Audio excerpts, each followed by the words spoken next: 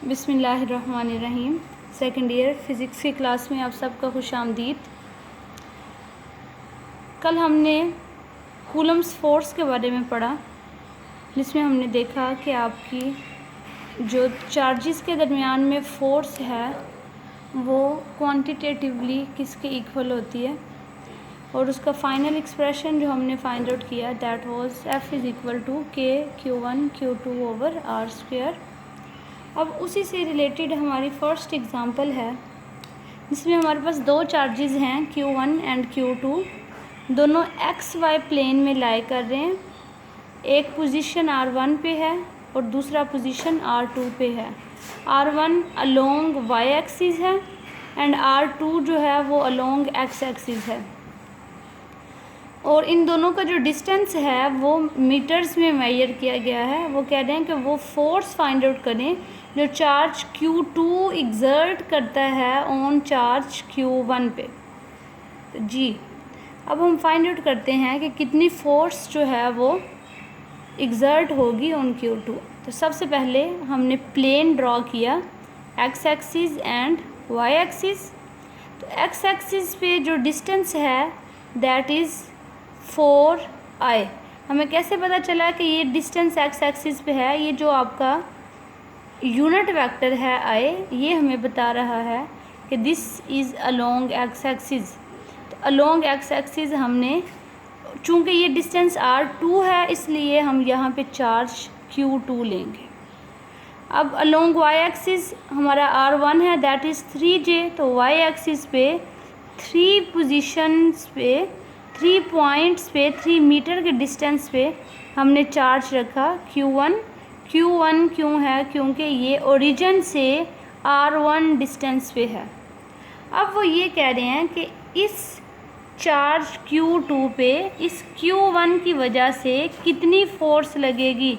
तो सबसे पहले हम देखते हैं, अब ये दो चार्जेस हमारे पास हो गए, तो कूलम्स लॉ के अकॉर्डिंग हमें फोर्स फाइंड आउट करनी है जो इन दोनों चार्जेस के दरमियान में है। तो अब हमें सबसे पहले इन दोनों के दरमियान में डिस्टेंस चाहिए, क्योंकि ये जो डिस्टेंसेस हैं ये ओरिजिन से इन दोनों चार्जेस के दरमियान में है। अब जब डायरेक्ट चाहिए तो वो Q1 और Q2 के दरमियान में कितना डिस्टेंस है और Q1 Q2 पे कितनी फ़ोर्स लगा रहा है। अब जब ये फ़ोर्स लगाएगा तो ये इसकी डायरेक्शन, चूँकि दोनों सेम चार्जेस हैं, इसकी डायरेक्शन इस तरफ को, इसकी डायरेक्शन इस तरफ को होगी, क्योंकि ये इसको रिपेल करेगा। कितनी फोर्स होगी? फोर्स एग्जर्ट होनी है Q1 की वजह से ऑन Q2। तो आपके पास जिस चार्ज की वजह से फोर्स एग्जर्ट होती है उसको आप पहले लिखेंगे और फिर जिस पे होती है उसको बाद में लिखेंगे। तो इसलिए आपको फोर्स फाइंड आउट करनी है F21। तो इसी से रिलेटेड हम यहाँ पे ये जो डिस्टेंस होगा इसको R21 कहते हैं, और जो पोजीशन वेक्टर होगा यहाँ पे वो यूनिट वेक्टर R21 होगा। तो जी अब हमारे पास दो चार्जेस भी हैं, ये वाला हमें जो डिस्टेंस है वो फाइंड आउट करना है और ये वाली जो फोर्स है वो फाइंड आउट करनी है। तो F21 हमें चाहिए। अब F21 किसके इक्वल होगा? ये इक्वल होगा K Q1 Q2 over R square into आपका यूनिट वेक्टर है that is R21। Unit vector किसके इक्वल होता है? यूनिट वेक्टर इक्वल होता है वेक्टर एंड इट्स मैग्नीट्यूड। अब वेक्टर R21 हम फाइंड आउट करते हैं, तो R21 आपके पास इक्वल होगा R2 माइनस R1। R2 कितना था? This was 4I minus R1 कितना था? This was 3J।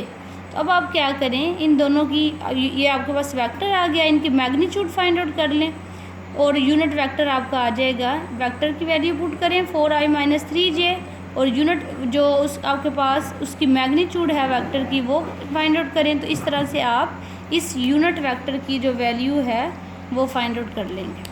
अब बाकी हमारे पास K कांस्टेंट है, इसकी भी वैल्यू हमें पता है 9 इंटू 10 रेज़ पर 9। चार्जेस की वैल्यू भी गिवन है, R जो आपकी मैग्नीट्यूड है वो भी आप फाइंड आउट कर चुके हैं।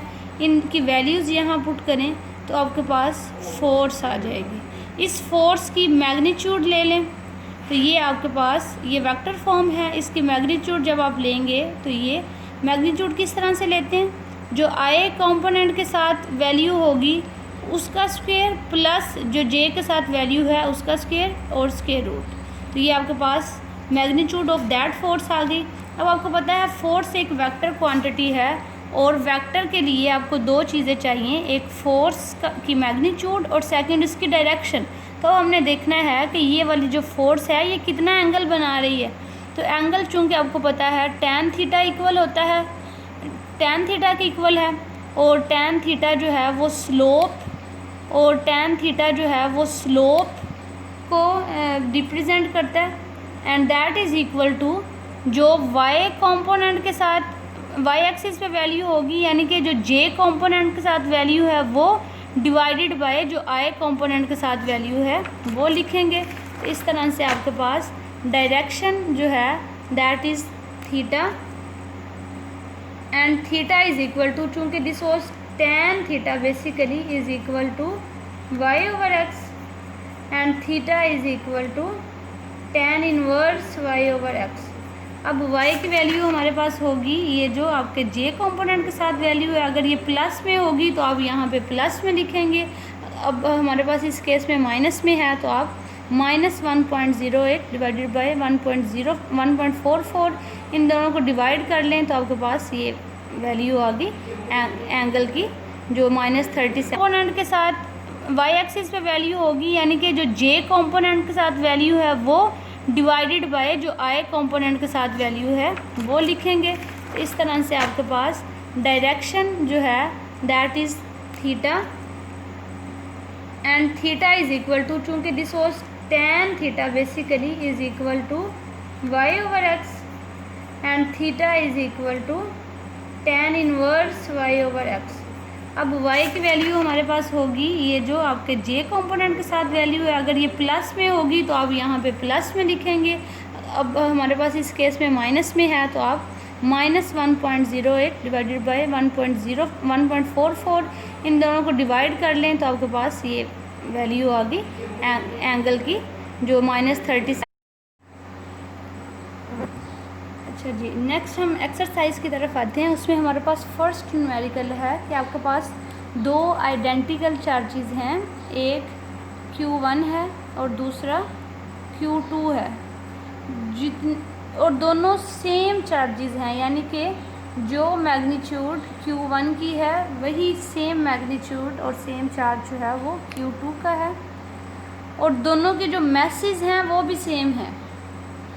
इस Q1 इज़ इक्वल टू होगा Q2 के और इन पर चार्ज जो है वो इक्वल है 20 माइक्रो कूलम के। अब 20 माइक्रो होता है 10⁻⁶, तो 20 इंटू 10⁻�6 कूलम।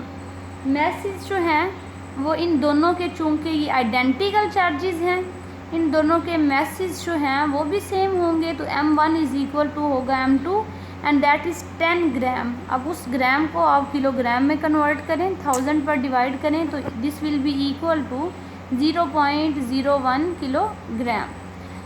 अब इन दोनों चार्जेस के दरमियान जो आपके पास डिस्टेंस है वो बेसिकली इक्वल है 10 सेंटीमीटर के। अब सेंटीमीटर को भी आप मीटर में कन्वर्ट करेंगे तो आपको 10 से डिवाइड करना होगा and that is equal to 100 पर डिवाइड करना होगा and that is equal to 0.1 metre. अब ग्रेविटेशनल कांस्टेंट आपने फाइंड आउट करनी है। इसमें दो चीज़ें, एक तो आपको ग्रेविटेशनल फोर्स फाइंड आउट करनी है and second you have to calculate electric force या फिर कूलम फोर्स।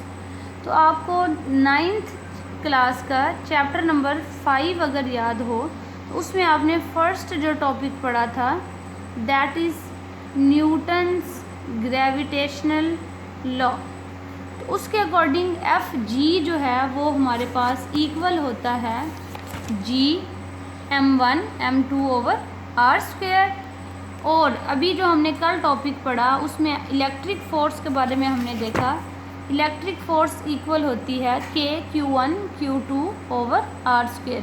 तो वो कह रहे हैं कि ये दोनों फोर्सेस फाइंड आउट करें और फिर इन दोनों के दरमियान रेशो फाइंड आउट करें। तो अब देखिए हमारे पास इधर दो कांस्टेंट्स हमें चाहिए होंगे, एक कैपिटल G की वैल्यू है, this is gravitational constant, and equals to 6.67 into 10⁻⁻11 newton metre square पर किलोग्राम स्क्वायर। दूसरा हमारे पास इलेक्ट्रोस्टैटिक कांस्टेंट है, this is 9 into 10⁻9 newton metre square पर कूलम।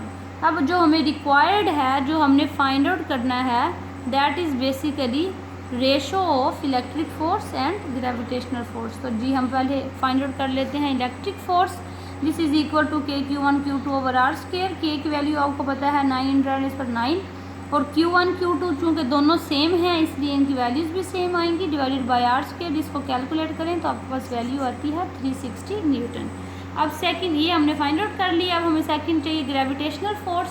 तो ग्रेविटेशनल फोर्स जो है वो इक्वल है GM1 M2 over R square. जी की वैल्यू पुट की M1 M2 over R square. तो इसकी जब आप वैल्यूज़ पुट करेंगे इनकी तो आपके पास जो फाइनल एक्सप्रेशन आएगा वो 6.67 इंटू 10⁻13 न्यूटन है। अब ये दोनों जो ए को हमने इक्वेशन नंबर 1 कह दिया, जो FE था, और FG को हमने इक्वेशन नंबर 2 कह दिया। इन दोनों को आप डिवाइड कर लें तो आपके पास रेशो आ जाएगी FE ओवर FG की। एंड जो फाइनल, चूँकि ये हमारे पास रेशो सेम क्वांटिटीज़ के दरमियान है इसलिए इनके जो यूनिट्स होंगे वो कैंसिल हो जाएंगे और आपके पास जो फाइनल आंसर आएगा दैट इज़ 5.4 इंटू 10⁻13 है जी। तो अब हम इसके साथ आते हैं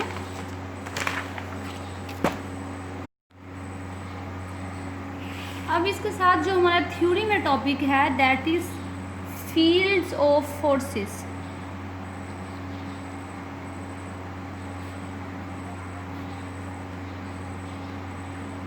जैसा कि हमने कहा कल कि हमारे पास अगर दो चार्जेस हैं, एक Q1 है दूसरा Q2 है, इन दोनों के दरमियान में एक फोर्स मौजूद होगी जिसको हमने नाम दिया था F।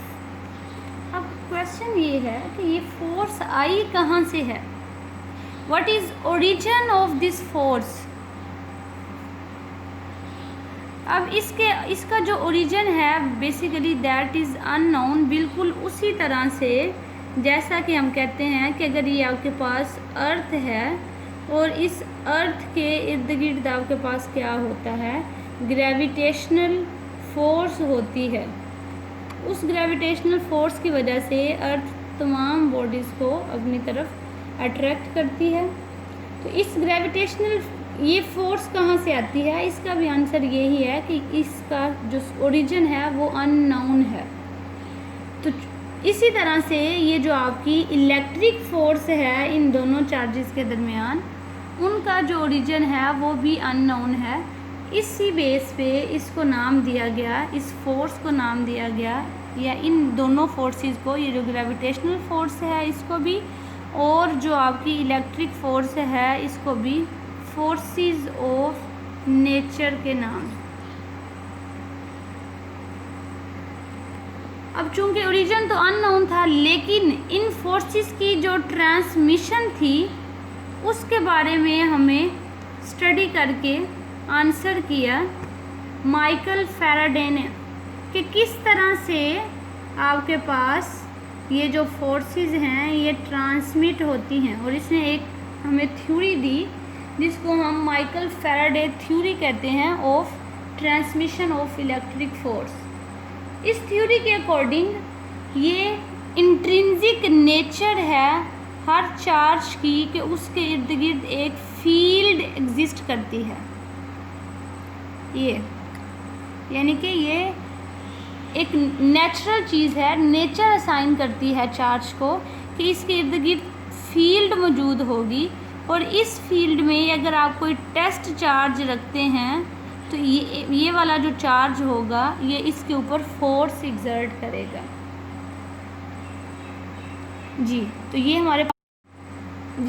हमारे पास है Michael Faraday theory of transmission of electric field. So electric field को अगर हम डिफ़ाइन करें तो वो क्या होगी, बेसिकली जैसे ग्रेविटेशनल फील्ड जो है वो फील्ड है ज़मीन के इर्द गिर्द, जिसमें अगर आप कोई बॉडी को ले के आते हैं तो अर्थ जो है वो उस बॉडी को अपनी तरफ खींचे। इसी तरह से इलेक्ट्रिक फील्ड किसी भी चार्ज के इर्द गिर्द वो रीजन है जिसमें अगर आप कोई दूसरा चार्ज ले के आते हैं तो ये जो चार्ज है ये उस टेस्ट चार्ज पर फोर्स एक्सर्ट करेगा। दिस इज़ कॉल्ड, तो ये जो फील्ड होगी जिस रीजन के अंदर अंदर इस टेस्ट चार्ज पे फोर्स एग्जर्ट होगी, इस फील्ड को हम कहते हैं इलेक्ट्रिक फील्ड। तो किस तरह से एक जो चार्ज है वो इंटरेक्ट करता है किसी दूसरे चार्ज के साथ, इसको ये 2 स्टेप्स में होता है। द फर्स्ट स्टेप ये है कि ये जो चार्ज होगा, हम सपोज कर लेते हैं कि वी हैव 2 चार्जेस, द